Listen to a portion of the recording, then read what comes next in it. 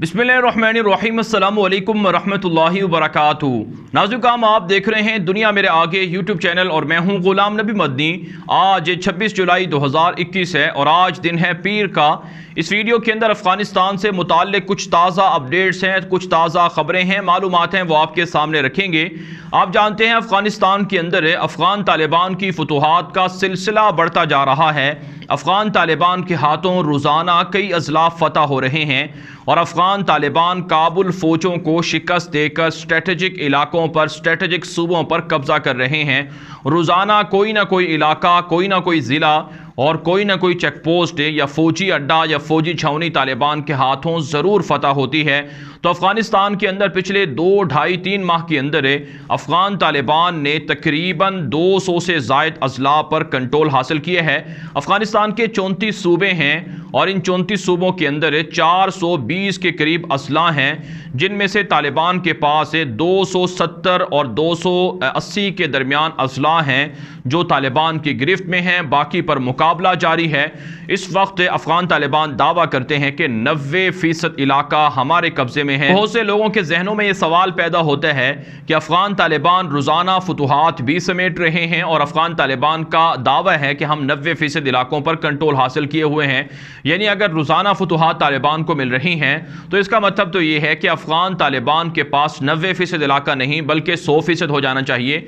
नाज़रीन, बात यह है, जो हकीकत है वो ये है कि अफ़गान तालिबान रोज़ाना फतूहात ज़रूर हासिल कर रहे हैं, लेकिन काबुल फ़ौजें अमरीका की हिमायत से तालिबान के ख़िलाफ़ ऑपरेशन भी कर रही हैं, जिसकी वजह से कुछ इलाकों पर से तालिबान का कब्ज़ा ख़त्म हो जाता है।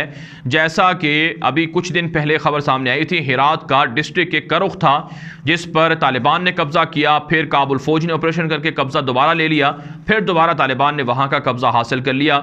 और इसी तरह से आज ख़बर सामने आ रही है कि डिस्ट्रिक्ट के बल्ख का डिस्ट्रिक्ट है कलदार, जिसको तालिबान ने फ़तह कर रखा था। काफ़ी अरसे से तालिबान का कब्ज़ा था और आज काबुल फ़ौज ने उसका कब्ज़ा दोबारा हासिल करने का दावा किया है। तो इसलिए ये लड़ाई है, इस लड़ाई के अंदर तालिबान का पलड़ा भारी है, लेकिन अफ़गान तालिबान के पास से भी कुछ इलाके काबुल फ़ौज के पास चले जाते हैं, लेकिन ज़्यादातर तालिबान के हाथों फ़तह जो मफ्तूहा इलाके हैं वो उनके हाथ में ही हैं। तो बहरहाल नाज़रीन, अफ़गानिस्तान के अंदर अफ़गान तालिबान की बढ़ती फतूहात से जो दुनिया के मुख्तलिफ ममालिक हैं वो तालिबान को तस्लीम करने जा रहे हैं, तालिबान के साथ राबते बनाने जा रहे हैं। भारत अफ़गानिस्तान के अंदर नेगेटिव रोल प्ले करता रहा, साजिशें करता रहा और अब भी मुनाफ़िक़त कर रहा है। एक तरफ से भारत कोशिश कर रहा है कि अशरफ गनी के साथ राबते रखे जाएँ, अशरफ गनी को सपोर्ट किया जाए, अशरफ गनी को असलहा दिया जाए, उनको ट्रेनिंग दी जाए, बल्कि जंगी जहाज़ों के ज़रिए से असलहा पहुँचाया भी गया है। दूसरी तरफ से भारत का रवैया ये है कि वो तालिबान से राबता करना चाह रहा है, तालिबान से हिमायत मांगना चाह रहा है। नाज़रीन, भारत 2 कश्तियों पर सवार होकर या दोनों तरफ से खेलने की कोशिश कर रहा है, विकेट की दोनों तरफ से खेलने की कोशिश कर रहा है और भारत मुनाफ़िक़त भी कर रहा है।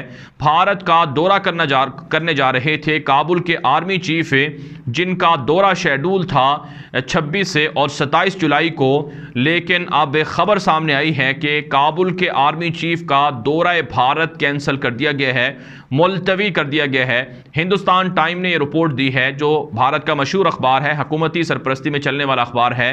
हिंदुस्तान टाइम की इस रिपोर्ट के अंदर कहा गया है कि ये जो काबुल के आर्मी चीफ थे अशरफ गनी के, ये पिछले कई महीनों से इनका दौरा शेड्यूल था और ये भारत के विजिट पर इसलिए आ रहे थे ताकि भारत से काबुल फ़ौज की ट्रेनिंग, काबुल फ़ौज को तरबियत देने और काबुल हुकूमत की हिमायत में असलहा देने और अस्करी मदद करने के लिए राबते हों, मुआहदे हों, लेकिन आखिरी लम्हात में ये दौरा कैंसिल कर दिया गया है। अगरचे नाज़रीन, इसके पीछे रीज़न और वजह ये बताई जा रही है कि चूँकि तालिबान के हमले हैं, तालिबान के साथ मुकाबला है, इसलिए वो अंदरून मुल्क के तालिबान के ख़िलाफ़ ऑपरेशन में मसरूफ़ हैं, इस वजह से वो भारत नहीं आ रहे हैं। लेकिन नाज़रीन, हकीकत ये नहीं है, बल्कि हकीकत ये है कि तालिबान ने भारत को धमकी दी थी कि अगर भारत अशरफ गनी की हिमायत से बाज नहीं आया, अशरफ गनी को फ़ौजी तरबियत देने से बाज नहीं आया, असलहा पहुँचाने से बाज नहीं आया, तो एक भी भारतीय अफ़गानिस्तान से ज़िंदा बचकर नहीं जाएगा। आएगा।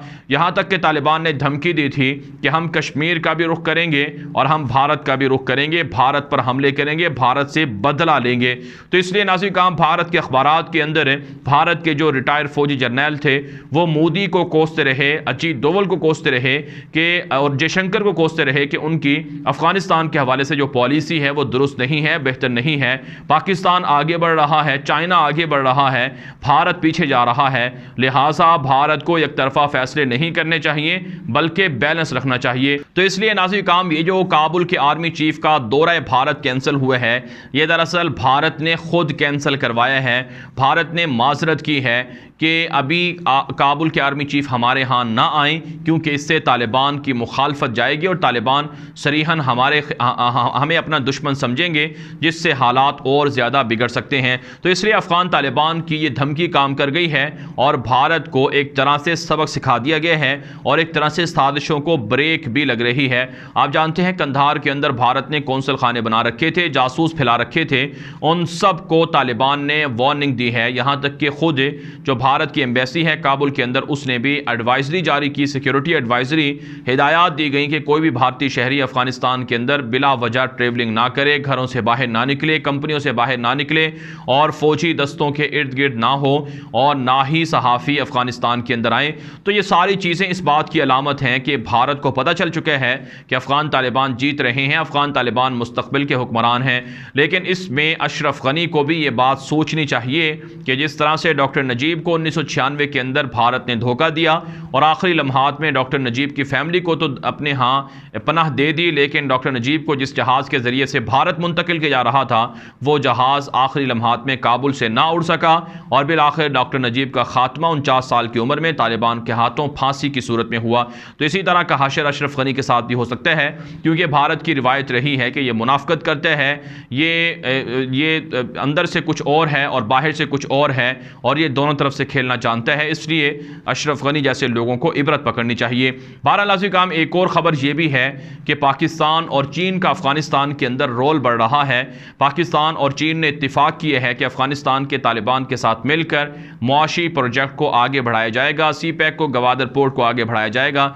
यहाँ तक कि नाज़रीन काम चाइना ने अपने सरकारी टेलीविज़न पर और अपने मीडिया के ज़रिए से ऐलानात कर दिए हैं, ख़बरें फैलाना शुरू कर दी हैं कि जो तालिबान चाइना के मुखालिफ हैं वो अफ़गान तालिबान नहीं हैं बल्कि पाकिस्तान की तहरीक तालिबान के जो दहशत गर्द हैं जिन्हें TTP कहा जाता है, ये लोग चीन के मुखालिफ हैं। लिहाजा जो तालिबान है अफ़गानिस्तान के अंदर इनसे चाइना को किसी भी तरह का ख़तरा नहीं है और ना ही चाइना इनको अपना दुश्मन गर्दानता है। तो इस ऐलान के बाद ये बात वाज़ेह हो गई है कि चाइना और पाकिस्तान के अफ़गान तालिबान से अच्छे राबते हैं, अच्छी कुर्बतें हैं। एक ख़बर ये भी सामने आई है कि $60 अरब की चाइना अफ़गानिस्तान के अंदर इन्वेस्टमेंट करने जा रहा है।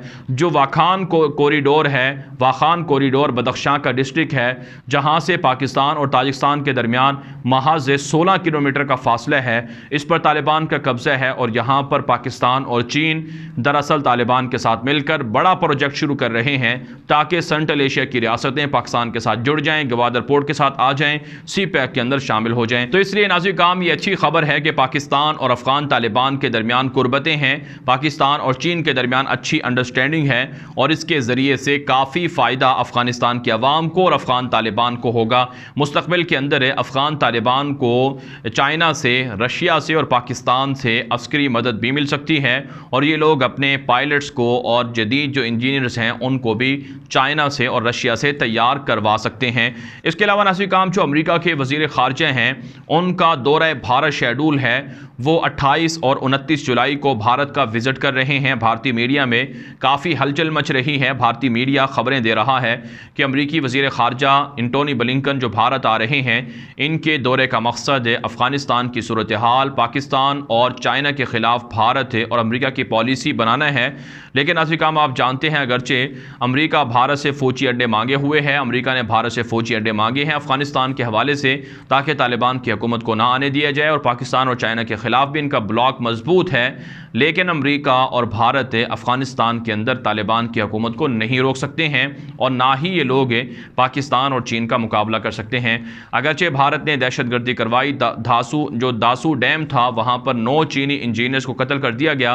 पाकिस्तान के वज़ीर ख़ारजा ने, पाकिस्तान के DGISI जनरल फैज़ हमीद ने जो बीजिंग का दौरा किया है, उस दौरे के दौरान दुनिया को ये पैगाम दिया गया है, भारत को, कि हम तुम्हारी साजिशें समझते हैं। तुम जो कुछ अफ़गानिस्तान की सरजमीन से पाकिस्तान के ख़िलाफ़ कर रहे हो, अफ़गान तालिबान को बदनाम करने के लिए पाकिस्तान को, चीन को जो सामने ला रहे हो, इससे पाकिस्तान और चाइना अच्छी तरह से आगाह है। तो इसलिए नाज़िर काम, भारत और अमेरिका अफ़गानिस्तान के अंदर पाकिस्तान का कुछ नहीं बिगाड़ सकते, तालिबान का कुछ नहीं बिगाड़ सकते। यहाँ तक कि हमारे पास जो ख़बरें हैं कि LAC पर लद्दाख के अंदर चीन और भारत के दरमियान जो तनाज़ा है, इसमें चाइना का पलड़ा भारी है। चाइना भारत के 300 किलोमीटर से ज़ायद तक का इलाका कंट्रोल किए हुए है। ये मुस्तनद ख़बर है कि चाइना भारत के इलाकों पर कब्ज़ा कर रहा है, कंट्रोल कर रहा है, और जो भारत है वो भीगी बिल्ली बना हुआ है, वो कुछ नहीं कर पा रहा है। अगरचे भारत की जो फ़ौज के जो लोग हैं, जैसे कि जो जनरल बिपिन रावत हैं, और इसी तरह जनरल बिपिन रावत और इसी तरह से जो वहाँ के वज़ीर दिफा हैं, ये सब लोग पाकिस्तान के बॉर्डर पर आकर मिलिट्री मूवमेंट को बढ़ा रहे हैं। लेकिन बहरहाल पाकिस्तान की फ़ौजें, पाकिस्तान की आर्मी और चाइना के दरमियान अच्छी अंडरस्टैंडिंग है, इनको भरपूर रिस्पॉन्स मिलेगा, भरपूर इनको सरप्राइज़ मिलेगा। तो नाज़रीन काम, अफगानिस्तान के हवाले से अब तक की ताज़ा तरीन अपडेट्स थी जो आपके सामने रखी गई हैं। इस हवाले से जो आपकी राय हो कमेंट के जरिए से ज़रूर पहुँचाएँ। मज़ीद खबरों के लिए आप हमारे ट्विटर अकाउंट को भी फॉलो कर लें। अब तक के लिए इतना ही, इजाज़त दीजिए। अल्लाह हाफ़िज़।